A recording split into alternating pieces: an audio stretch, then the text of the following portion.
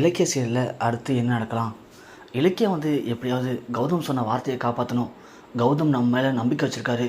இந்த டெண்டருக்காக தான் எஸ்எஸ்கே கௌதமை இப்படி திட்டம் போட்டு பழி வாங்கணும்னு ஜெயிலுக்கு அனுப்பியிருக்காரு. அந்த எஸ்எஸ்கேவோட திட்டம் பழிக்கக்கூடாது. கௌதம் ஆசைப்பட்ட மாதிரி நாம் இந்த டெண்டரில் எப்படியாவது கௌதம் பேரில் கலந்துக்கிட்டு இந்த டெண்டரை கைப்பற்றியே ஆகணும். அந்த எஸ்எஸ்கே இந்த டெண்டருக்காக தானே கார்த்தியை கடத்தி கௌதம் ஜெயிலுக்கு அமிச்சான். அதே டெண்டர் மூலிமா அந்த எஸ்எஸ்கேவுக்கு கௌதம் யார் அப்படிங்கிறத கற்றுக் கொடுக்கணும் அப்படின்னு இலக்கியா முழு மூச்சா டெண்டருக்காக இறங்கி வேலையெல்லாம் பார்க்குறாங்க. ஆஃபீஸில் போயிட்டு அந்த டெண்டர் பார்த்தோம்னா எல்லா விஷயத்தையும் கேட்டு ஆராய்ச்சி பண்ணி இந்த டெண்டரை எவ்வளோ கம்மியாக கோட் பண்ணால் நாம் ஜெயிக்க முடியும் அப்படின்னு பக்காவாக இலக்கியா எல்லாத்தையும் ரெடி பண்ணிவிட்டு வீட்டுக்கும் போகிறாங்க. ஜானு பார்த்துட்டு, இலக்கியா என்னம்மா ஆஃபீஸ்லேருந்து வந்துட்டியா, எல்லாம் ஓகே தானே அப்படின்னு கேட்க, ஐயோ அத்தை அதெல்லாம் ஒரு பிரச்சனையும் இல்லை. கௌதம் ஆசைப்பட்ட மாதிரி இந்த டெண்டரை நான் ரொம்ப சிறப்பாக செஞ்சு முடிக்க போகிறேன். ஏன்னா டெண்டருக்கான எல்லாத்தையும் ரெடி பண்ணி முடிச்சிட்டேன் அத்தை. கண்டிப்பாக இந்த மாதிரி டெண்டர் நமக்கு தான் கிடைக்க போகுது. அந்த எஸ்எஸ்கே இந்த டெண்டருக்காக தானே கௌதமை ஜெயிலுக்கு அனுப்புனா. அவனை பொறுத்த வரைக்கும் கௌதம் இல்லைனா டெண்டர் ஜெயிச்சலான்னு அவன் தப்பு எனக்கு போட்டான் அத்தை. கௌதம் இல்லை, கௌதம் கூட இருந்தாலே போதும். அவர் ஜெயிலில் இருந்தானே வெளியே இருந்தானே கண்டிப்பாக டெண்டரில் நாம் தான் ஜெயிக்க போகிறோம். அது மட்டும் இல்லை அத்தை, கார்த்திகையும் அவன் தான் கடத்தி வச்சுருக்கான். கார்த்திக் எங்கே இருக்கான்னு கண்டுபிடிக்கிறதுக்கு எனக்கு ஒரு துப்பும் கிடச்சிருக்காத்த அப்படின்னு இலக்கியா பெருமையாக சொல்கிறாங்க. ஜானுவனே, என்ன இலக்கியா சொல்கிற, உண்மையாவா? கார்த்தியை கடத்துக்கிறது யாரும் தெரிஞ்சு போச்சா? அத்தை, கார்த்தியை கடத்துக்கிறது வேறு யாரும் இல்லை, அந்த எஸ்எஸ்கே தான். நாகு அப்படிங்கிற ரவுடி மூலயமா கார்த்தியை கடத்தி எங்கேயோ அடைச்சி வச்சுருக்கான். அந்த விஷயமும் எனக்கு இப்போ தெரிஞ்சு போச்சு. எப்படி இலக்கியா?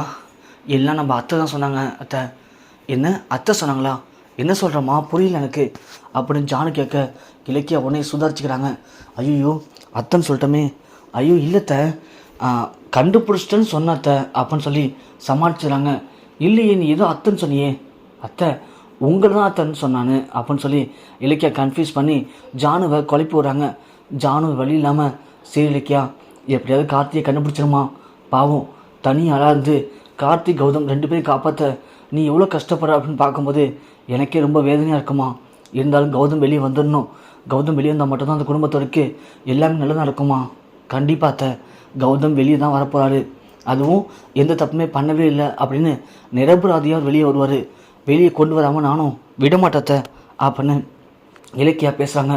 இந்த பக்கம் பார்த்தா நம்ம கௌதம் ஜெயிலில் சாப்பிட்லான்ட்டு போகும்போது அங்கே இருக்கிற ஒருத்தவன், அதாவது ஜெயிலர் மாதிரி இருந்துட்டு சொந்த தம்பியவே கடத்தி வச்சுட்டு பணத்துக்காக எவ்வளோ கேட்டு வேலையை பார்க்குறான். டேய் நில்லுடா அப்படின்னு கௌதமை பயங்கரமாக அம்பளுக்கிறான். கௌதம் இருந்தாலும் பொறுமையாக எதுவும் பேசாமல் அமைதியாக போகிறாரு. இருந்தாலும் போகிற கௌதமை ரொம்பவுமே பயங்கரமாக செய்கிறான். அது மட்டும் இல்லாமல் கார்த்திகை பற்றி கௌதம் கிட்ட தப்பாக பேசுகிறான்.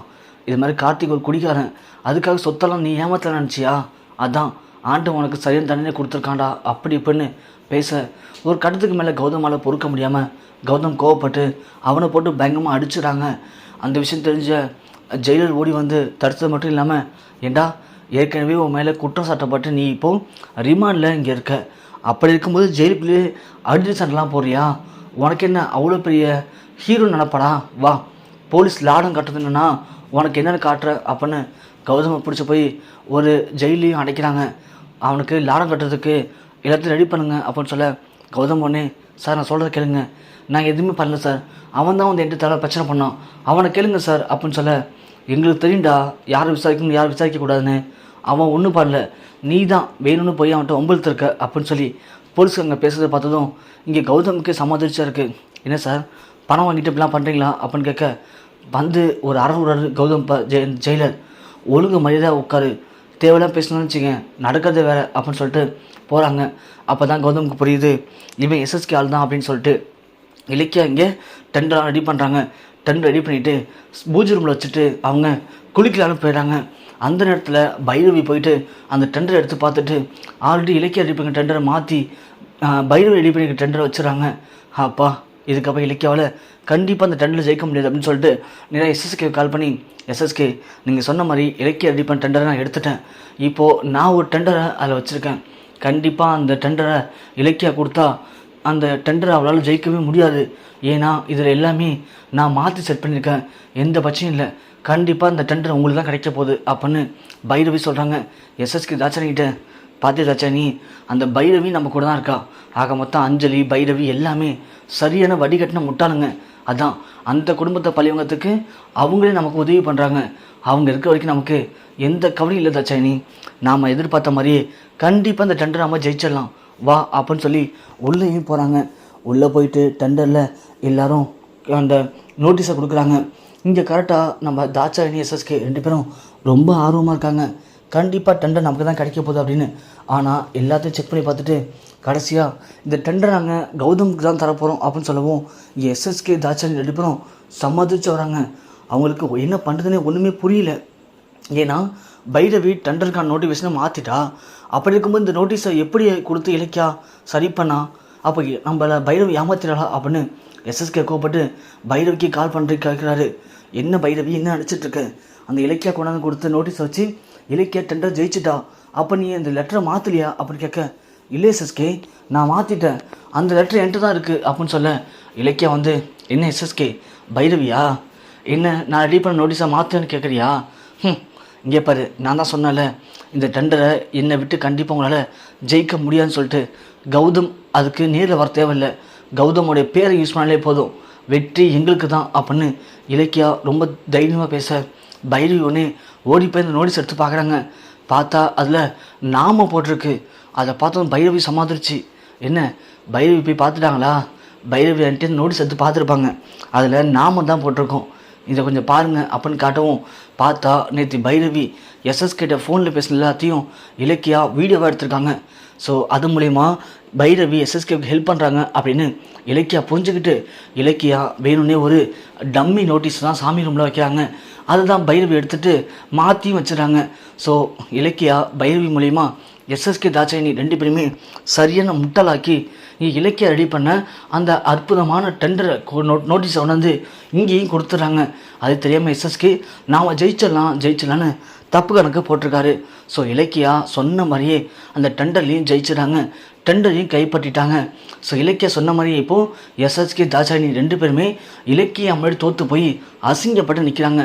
தாட்சாயணி, நான் தான் சொன்னல எஸ்எஸ்கே, நான் அப்பயே சொன்னேன், நீங்கள் தான் கேட்கல. இந்த இலக்கியாட்ட போய் எங்களை தோக்கடிச்சு என்னை இப்படி அசிங்கப்படுத்திட்டீங்களே, இது எனக்கு பெரிய அசிங்கம் எஸ்எஸ்கே, எல்லாத்துக்கும் காரணம் நீ தான், நீ பண்ண முட்டாள்தான் நம்ம தோற்று போயிட்டோம் அப்படின்னு எஸ்எஸ்கேவை பார்த்து தாட்சாயணி சொல்ல, எஸ்எஸ்கே தாட்சாயணி கொஞ்சம் பொறுமையாக தாட்சாயணி, இது எனக்கே புரியல, இந்த இலக்கியா எப்படி ஜெயிச்சான்னு எனக்கே புரியல.